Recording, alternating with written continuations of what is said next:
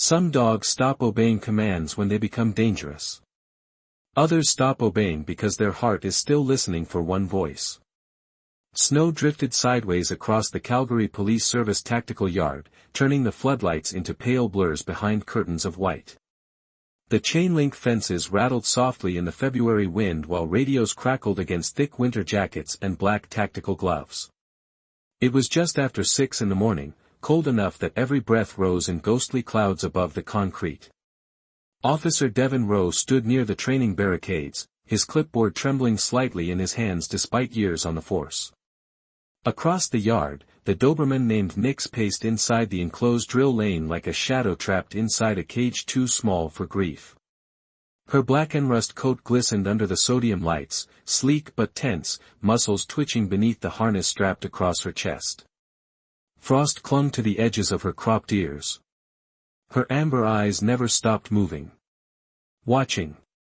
Measuring. Waiting. K9 Nix, stand down, Devin called out carefully. The command vanished into the wind.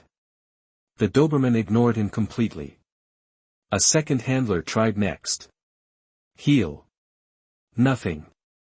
Nix continued circling the decoy target lying near the training wall, her paws scraping against the icy pavement in slow deliberate steps.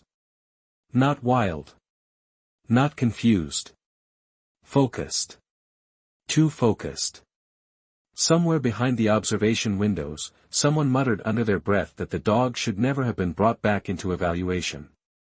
Another officer whispered that she'd bitten through 2 tactical sleeves in the last month alone. Most of the younger recruits avoided looking directly at her now. They had heard the stories. Every station had stories about Nix. The elite detection dog that stopped listening after the warehouse incident 2 winters ago. The K9 that could track a suspect through fresh snowfall for nearly 3 kilometers. The Doberman that once pulled a wounded officer out from collapsing steel shelves during a fentanyl raid downtown. But people remembered the ending more than the heroics. They remembered the screaming radios. The rookie who never returned to duty. The handler who disappeared afterward without explanation. One final assessment, Sergeant Malcolm Greer said quietly near the fence line, his heavy parka dusted with snow. If she fails today, that's it. Nobody answered him. Across the yard, Nix suddenly froze.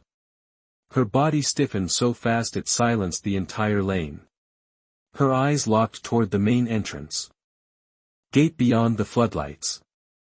The low growl building in her chest vibrated through the cold air like distant thunder. Devin stepped back instinctively.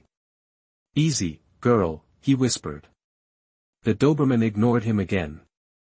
Another command came sharper this time from a tactical trainer near the barricade. Nix. Down. The reaction was immediate. Not obedience. The opposite. Nix snapped her head toward the voice, teeth flashing briefly as the leash chain pulled tight against the steel ring embedded in the ground. Several officers moved at once. Boots scraped ice. Someone reached for a tranquilizer case resting near the equipment table. Then suddenly, just beyond the gate, headlights cut through the snowfall. An old dark green pickup rolled slowly into the parking lot, engine rumbling low beneath the storm. Nix stopped growling. Completely. The shift was so sudden it felt unnatural. Her ears lifted forward. Her breathing changed. One officer frowned. Why is she staring at the gate? The truck engine died. Silence spread across the training yard except for the whispering wind. The driver's door opened slowly. A tall man stepped out wearing a faded charcoal coat dusted with snow, his shoulders broad beneath the fabric, his movements slower than they used to be. He shut the door gently behind him and stood there for a moment beneath the pale parking lot lights like someone uncertain whether he still belonged here. Most of the younger officers did not recognize him. But Sergeant Greer did. The color drained from his face instantly. No way, he murmured. Nix let out a sound then. Not a bark. Not aggression. Something smaller. A broken sound almost lost beneath the wind. And for the first time in nearly 2 years, the Doberman stopped pacing. For several long seconds, nobody in the Calgary tactical yard dared to speak. Snow whispered against the chain-link fences while Nix remained pressed against Ethan Calder's hand as though she had spent 2 winters searching for proof he was still alive. The Doberman's eyes closed briefly. Not in submission. In relief. Sergeant Malcolm Greer exhaled slowly beside the barricades, the sound visible in the freezing air. "My God," one of the younger officers whispered.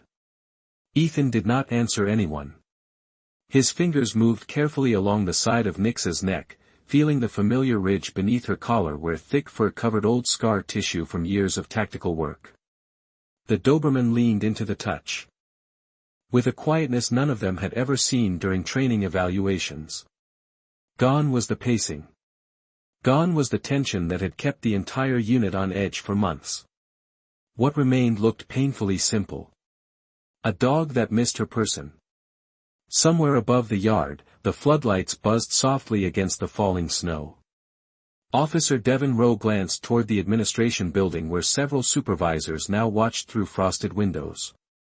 "They said she was unstable," he murmured carefully. Sergeant Greer kept his eyes on Ethan. "No," he said quietly. "She was abandoned." The word hung heavily in the cold morning air. Ethan heard it. His shoulders tightened slightly beneath his coat, though he never looked up. Nix suddenly lifted her head and stared toward the far end of the training lane where a portable loudspeaker remained mounted near the firearms barricades. A second later, the sharp electronic burst of a radio test crackled unexpectedly across the yard. The reaction was immediate. The Doberman flinched violently backward. A deep growl tore from her chest as her body dropped low against the pavement, muscles rigid beneath the harness. Several officers tensed instantly. One stepped backward so quickly his boot slipped on the ice. But Ethan moved first. Calmly. Quietly. "Easy, Nix," he said. "It is all right." The Doberman's breathing came hard for a moment, white clouds spilling rapidly into the freezing air. Then she looked back at him. Just him. And slowly, painfully slowly, the growling stopped again. Devin stared in disbelief. "Nobody else can calm her down like that." Ethan lowered his gaze toward the pavement. "Because nobody else was there." Silence settled once more. Sergeant Greer rubbed a gloved hand across his jaw before finally stepping closer. "You should not have come back here, Ethan." The former handler gave a faint nod without looking up. "I know." "Then why did you?" Ethan remained quiet for several seconds. Snow gathered along the shoulders of his coat while Nix stayed pressed against his side, refusing to move more than a few centimeters away from him. Finally he answered in a voice roughened by exhaustion. "I got a call saying they were going to retire her permanently." Nobody missed what he meant by permanently. The wind shifted across the yard, carrying the scent of engine oil, wet snow, and cedar from somewhere beyond the compound fences. Ethan swallowed once before speaking again. "I could live with people hating me," he said softly. "I just could not live with her thinking I never came back." Devin exchanged a look with another officer nearby. None of them had expected this version of Ethan Calder. The stories around the station painted him differently. Reckless. Broken. The handler who disappeared after the warehouse tragedy in northeast Calgary 2 years earlier. The officer who never attended the memorial service afterward. But the man standing in the snow now did not look reckless. He looked tired. Like someone who had spent too long carrying blame through empty rooms. Nick suddenly nudged her nose against Ethan's wrist again, almost impatiently, as if reminding him she was still there. A small sound escaped from deep in her throat. Softer this time. Closer to a whine than a growl. Ethan looked down at her and, for the first time that morning, something fragile crossed his face. Not happiness. Something rarer. Hope. The storm thickened over Calgary by the time Sergeant Malcolm Greer finally ordered the tactical yard cleared. One by one, officers drifted back toward the administration building, boots crunching through fresh snow while quiet conversations followed them like smoke in the cold. But nobody stopped staring at Ethan Calder and the Doberman beside him. Even after 2 years, the sight felt impossible. Nix walked at Ethan's left side without resistance, her shoulder brushing lightly against his leg as though the space between them had never existed. No leash tension. No warning growls. Just silent attachment. Devin Rowe lingered near the gate, watching carefully while Ethan guided the dog toward the indoor kennel corridor attached to the training compound. The fluorescent lights inside flickered softly against the cement walls, casting pale reflections across stainless steel kennel doors and damp floors still smelling faintly of disinfectant and wet fur. Somewhere deeper inside the building, another patrol dog barked once before falling silent again. Nix ignored every sound except Ethan's footsteps. "I still do not understand it," Devin admitted quietly as he followed several meters behind them. Ethan did not turn around. She was never disobedient. His voice remained calm but tired. She just stopped trusting strangers. They reached the final kennel near the back corridor. The metal gate stood open, blankets folded neatly inside beside untouched training equipment and a faded rubber ball marked with old bite impressions. Nick stopped walking the moment she saw the kennel. Her ears lowered instantly. The shift in her body was subtle but painful to watch. Ethan noticed it too. He crouched beside her slowly. "You still hate this place?" The Doberman glanced toward the kennel and then back to him again, uneasy. Devin frowned. "She refuses to sleep in there most nights. She stays awake until morning staring at the service entrance." Ethan looked down quietly at the floor. "Because that is where I used to come in after night shift." The younger officer said nothing after that. A heavy silence settled through the corridor while snow tapped softly against the narrow windows near the ceiling. Ethan finally stood and stepped toward the old storage shelf mounted beside the kennel gate. Most of the hooks were empty now except for outdated harnesses and retired training leads waiting to be discarded. His hand stopped suddenly on one particular leash hanging near the back corner. Black leather. Worn edges. Brass clasp scratched almost silver from years of use. Nix moved immediately the moment he touched it. Her tail gave the faintest movement anyone had seen from her in months. Ethan swallowed hard. They kept it. Devin shifted awkwardly nearby. Nobody else could use it. Ethan lifted the leash carefully from the hook. A small metal tag still hung near the handle beneath layers of faded scratches. K9 Unit 14, Calder/Nix. The sight of it seemed to hollow something inside him. For a moment, he simply stared. Then quietly, almost to himself, he said, "I should have come back sooner." Nix pressed against his leg again as though disagreeing with him. Devin hesitated before finally speaking. What really happened that night? The question lingered heavily between them. Ethan's expression changed immediately. Not anger. Pain. Deep enough to silence a room. Somewhere far down the corridor, a radio crackled briefly with dispatch traffic from downtown Calgary before fading into static again. Ethan rested one hand gently against Nix's neck while snowlight filtered dimly through the windows overhead. "Warehouse District," he said softly after a long pause. "East side near the river. We were tracking 2 armed suspects through an abandoned shipping depot." His jaw tightened. "Everything looked wrong the moment we entered." Nix lifted her head slightly at the sound of his voice changing. Ethan continued quietly. "She kept trying to pull me back toward the exit. I thought she was distracted. I thought I knew better." Devin listened without moving. Then the gunfire started. The corridor fell silent except for the hum of old fluorescent lights overhead. Ethan's eyes lowered toward the leash in his hand. "After that night," he whispered, "Nick stopped trusting commands. And I stopped trusting myself." The fluorescent lights inside the kennel corridor buzzed softly overhead while snow continued falling beyond the narrow windows like pale ash drifting through the Calgary dawn. Ethan Calder remained standing beside the old storage shelf with Nix pressed quietly against his side, the worn black leash hanging from his hand like something rescued from another life. Nobody spoke for a while after his last words. Even Officer Devin Rose seemed unsure whether asking more questions would reopen wounds better left untouched. But the silence inside the corridor carried too much history to ignore. Somewhere beyond the steel doors, dispatch radios murmured faintly from the main office upstairs. The city was waking up. Traffic collisions. Noise complaints. Routine calls drifting through another freezing Alberta morning. Yet inside the K-9 unit, time felt strangely suspended.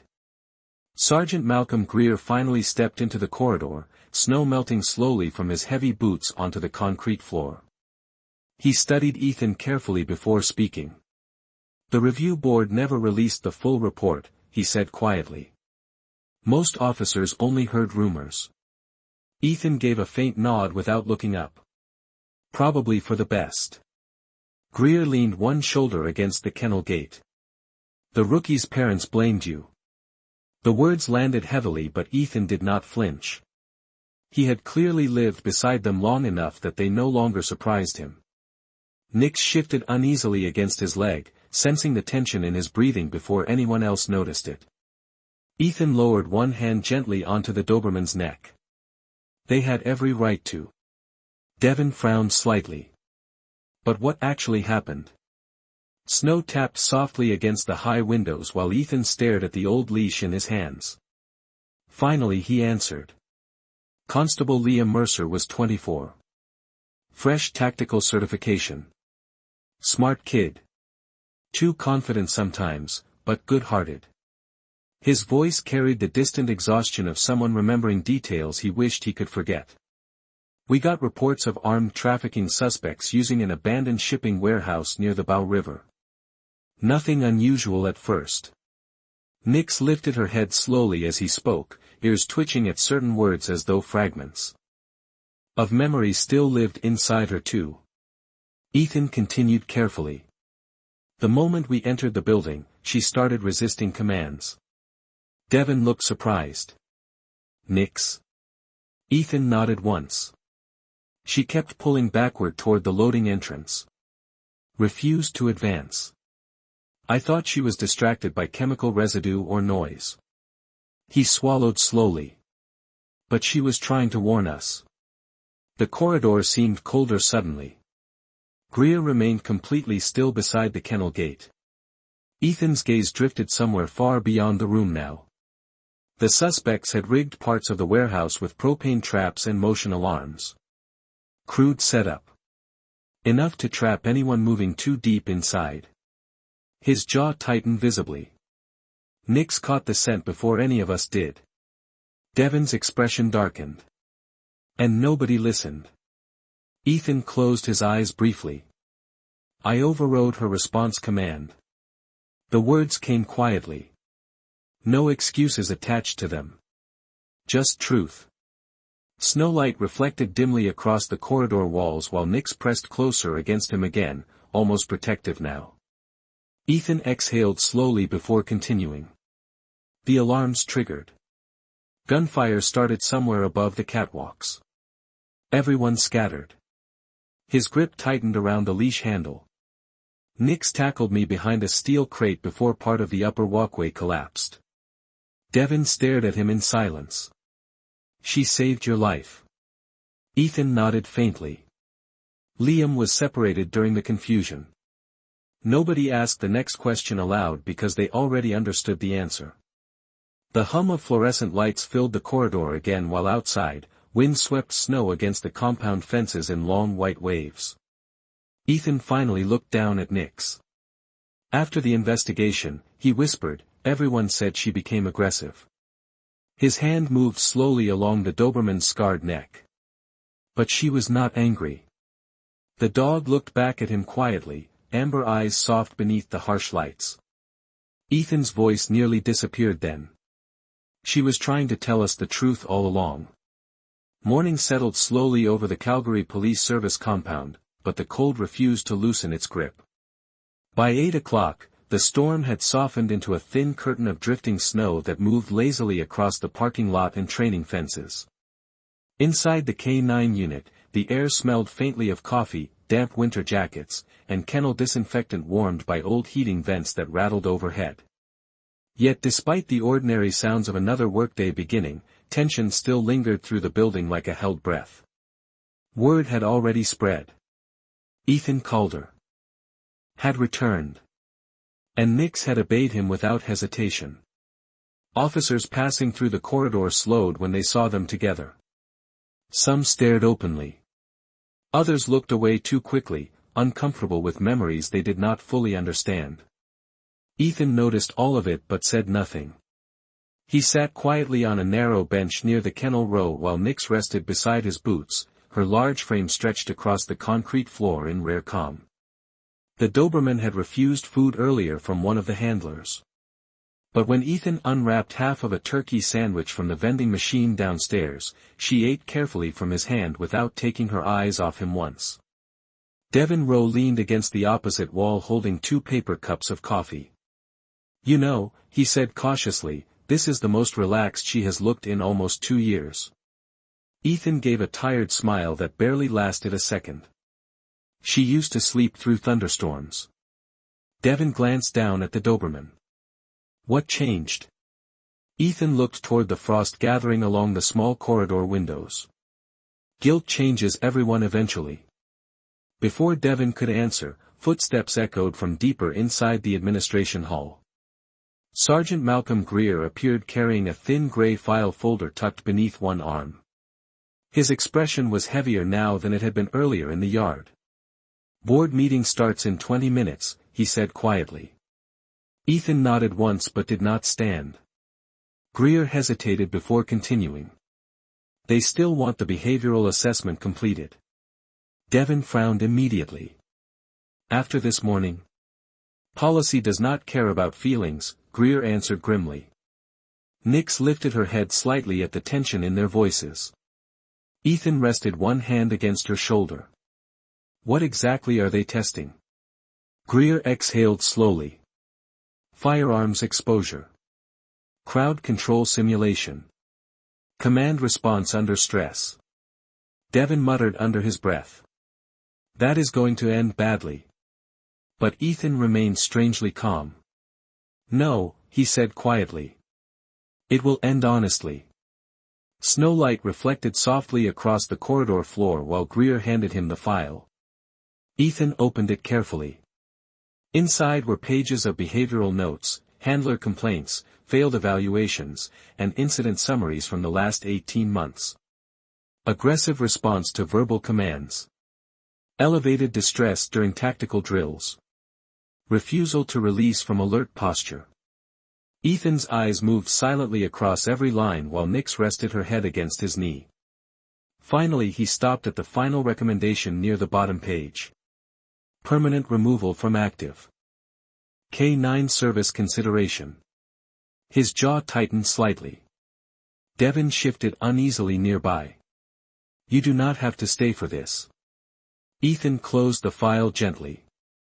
"Yes," he said softly. "I do." A sudden metallic crash echoed somewhere upstairs as a locker door slammed shut. Instantly Nix's body tensed beneath Ethan's hand. Her breathing changed. Ears alert. Eyes searching the corridor. Ethan reacted immediately. "Nix." His voice stayed low and steady. The Doberman looked at him at once. "Here." Her focus returned almost instantly. The tension drained from her shoulders in slow stages until she settled again beside his boots. Devin stared in disbelief.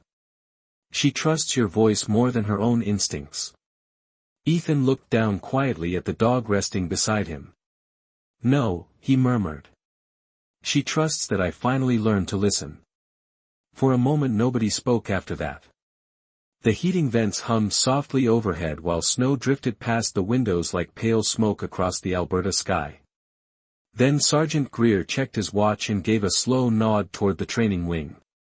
Time to find out whether this unit failed a dog, he said quietly, or failed one of our own.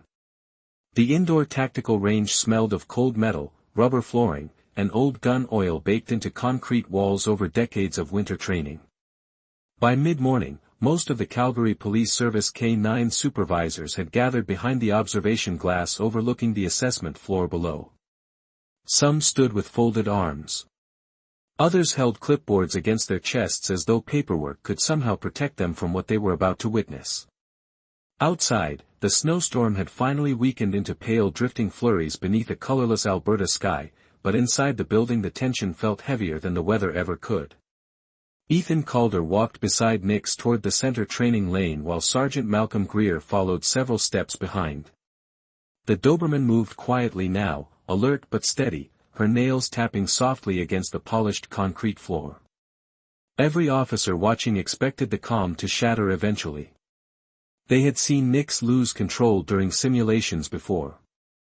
Loud noises. Tactical movement.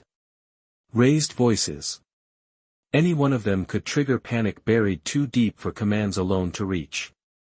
But Ethan showed no sign of fear. He clipped the old black leash gently onto Nix's harness and knelt beside her near the starting line. "Listen to me," Greer said quietly as he approached. "You can stop this at any time." Ethan looked up slowly. "No," he answered. "She deserves the chance nobody gave her before." Across the room, Officer Devin Rowe adjusted the portable speaker system beside the barricades while another trainer prepared the simulation equipment. Flashlights. Crowd noise recordings. Sudden movement drills. Standard exposure tests used to evaluate whether police dogs could safely remain operational under pressure. Yet nobody in the room believed today was truly about procedure anymore. It was about blame. About regret. About whether a broken bond could still survive after 2 years of silence. Nix suddenly turned her head toward the overhead ventilation ducts as the first crackling burst of crowd noise echoed through the range speakers. Instantly her posture changed. Muscles tight. Ears high. Ethan saw it before anyone else. "Easy," he murmured calmly. The Doberman stayed beside him, though tension visibly rippled beneath her coat. Devin watched nervously from near the control panel. "Simulation Phase 1, he announced quietly. The room lights dimmed slightly. Then came the second sound. A sharp metallic bang echoing through the range like collapsing steel. Nix flinched hard. Her breathing accelerated immediately. Ethan kept one hand lightly against her shoulder. "You are all right." But then the final trigger arrived. The rapid burst of radio static followed by overlapping emergency voices from hidden speakers mounted near the ceiling. Tactical chatter. Distress calls. Footsteps. Confusion. The exact kind of noise that had filled the warehouse 2 years earlier. Nix froze completely. Every officer watching stiffened. The Doberman's chest heaved sharply now, amber eyes darting across the room as though searching for exits that no longer existed. Ethan's face tightened with quiet pain. He remembered too. The smoke. The alarms. Liam Mercer shouting somewhere above the catwalks. Nix suddenly pulled backward hard against the leash. Not aggression. Fear. Pure fear. A nearby trainer instinctively reached toward the emergency restraint switch mounted beside the wall. "Wait," Ethan said sharply. His voice cut through the room with surprising force. Everyone stopped moving. Ethan slowly lowered himself onto one knee beside the trembling Doberman. The simulation noises continued overhead. Radios crackling. Metal impacts. Distant shouting. Nix let out a strained whine deep in her throat and pressed against him desperately, no longer trying to escape the room but trying to protect him from it. Ethan finally understood then. Fully. Completely. All this time, she had never been reliving violence. She had been reliving failure. The moment she could not save everyone. His hand moved gently beneath her jaw. "Nix," he whispered softly. "Look at me." The Doberman's frantic breathing slowed just enough for her eyes to find his again. Ethan swallowed hard against the tightness in his chest. "You did not fail." The words barely rose above a whisper. Yet somehow they silenced the entire room. Even the trainers near the control panel stood motionless now. Ethan rested his forehead gently against hers while snowlight filtered faintly through the high windows above the range. "You saved me," he said quietly. "And I should have come back for you sooner." Nix closed her eyes then, and for the first time since entering the simulation floor, the trembling finally stopped. Nobody moved for several long seconds after Ethan Calder's words faded into the quiet training range. The overhead speakers still hissed faintly with static from the simulation system, but even that sound seemed distant now beneath the strange stillness settling across the room. Nix remained pressed against Ethan's chest, her massive frame no longer trembling beneath the tactical harness. One gloved hand rested gently along her neck while melting snow water dripped slowly from the edge of his coat onto the concrete floor below. Around the observation windows, officers stood speechless. Some stared down at the Doberman in disbelief. Others looked away entirely, ashamed by how quickly they had mistaken grief for aggression. Officer Devin Rowe lowered the clipboard in his hands without realizing it. Beside him, one of the senior trainers quietly removed his radio earpiece and slipped it into his pocket. "Turn the simulation off," Sergeant Malcolm Greer said softly near the control panel. Nobody argued. The artificial crowd noise faded first. Then the emergency chatter. Finally the room fell completely silent except for the low hum of heating vents and the faint rattle of snow brushing against the upper windows. Ethan stayed kneeling beside Nix through all of it. Not because procedure required it. Because leaving too quickly felt wrong somehow. The Doberman slowly lifted her head and looked at him again. Her amber eyes no longer darted anxiously around the room searching for danger. For the first time in years, they looked calm. Truly calm. Ethan gave a faint shake of his head as though still struggling to forgive himself for something heavier than anyone there fully understood. "You kept trying to tell me," he whispered quietly. Nix nudged her nose gently beneath his wrist. A simple movement. Soft. Trusting. But it struck the room harder than any command ever could. Devin swallowed against the tightness rising unexpectedly in his throat.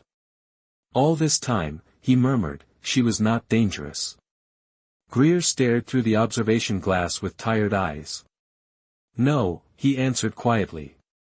"She was heartbroken." Snowlight drifted pale and blue across the polished floor while Ethan finally rose slowly to his feet. Nix stood immediately beside him without needing instruction, her shoulder brushing lightly against his leg in perfect heel position. The movement was automatic. Familiar. Muscle memory born from years of partnership no trauma had fully erased. One of the evaluators near the back table cleared his throat awkwardly. "Officer Calder," he began carefully, "the board will probably reconsider retirement after this assessment." Ethan looked toward him briefly before lowering his eyes again. "That was never why I came." The evaluator hesitated. "Then why did you?" Ethan glanced down at Nix beside him. The Doberman looked up immediately, attentive only to him now despite the crowded room around them. Outside, wind swept fresh snow across the training compound fences in long silver trails beneath the weak Alberta sunlight. Ethan's voice stayed quiet when he finally answered. "Because nobody deserves to grieve alone inside a cage." The words settled heavily through the room. No officer there would forget them afterward. Not Devin. Not Greer. Not the younger handlers who had spent months fearing a dog that had only been waiting for someone to come back. Near the far wall, one of the trainers quietly folded the restraint pole used during aggressive K9 incidents and carried it away without saying a word. It was no longer needed here. Ethan unclipped the old black leash from Nix's harness and held it loosely at his side. The Doberman stayed beside him anyway. No tension. No command. Just choice. Sergeant Greer stepped closer slowly, snowlight reflecting faintly across the silver in his hair. You know, he said quietly, there are still openings in rehabilitation and recovery training. Ethan gave a faint tired smile. I am not coming back to tactical. That is not what I meant. Ethan looked at him then, confused. Greer nodded toward Nix. There are retired service dogs all across Alberta dealing with trauma nobody understands. Dogs that failed evaluations because they lost trust after difficult calls. His expression softened slightly. Maybe what they need is not another handler.